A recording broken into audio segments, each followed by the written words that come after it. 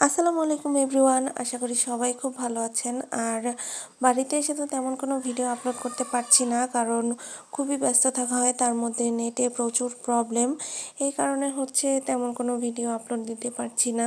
তো এটা ছিল গতকালকের একটা ভিডিও, পহেলা বৈশাখ আমাদের একটা দাওয়াতও পড়ে যায়।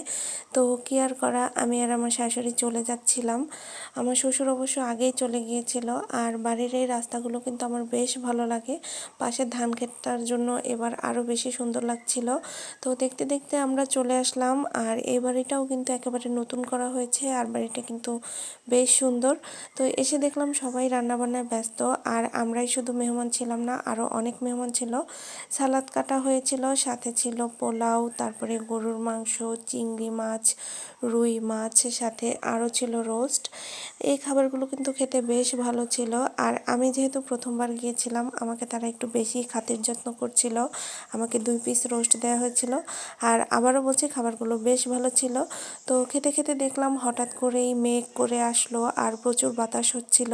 আমাদের বরিশালে কিন্তু গতকাল অনেক বাতাস আর ঝড় হয়েছিল। আপনাদের কার কার এলাকায় এরকম হয়েছে বা হয়নি, অবশ্যই কমেন্ট করে জানাবেন। আর আমি তো খুবই টেনশন করছিলাম যে বাড়ির কী অবস্থা। তো আস্তে আস্তে দেখলাম যে ধান ক্ষেতের অবস্থা খুবই খারাপ হয়ে গিয়েছিল। আর বাড়িতে এসে তো দেখলাম যে পুরো আমে আমাদের বাগান ভরে গেছে।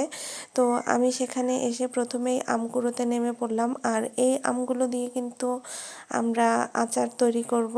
তো এই তো ছিল ছোট্ট একটা ভিডিও। কেমন লাগলো অবশ্যই সবাই লাইক, কমেন্ট আর শেয়ার করে দিবেন। আল্লাহ হাফেজ।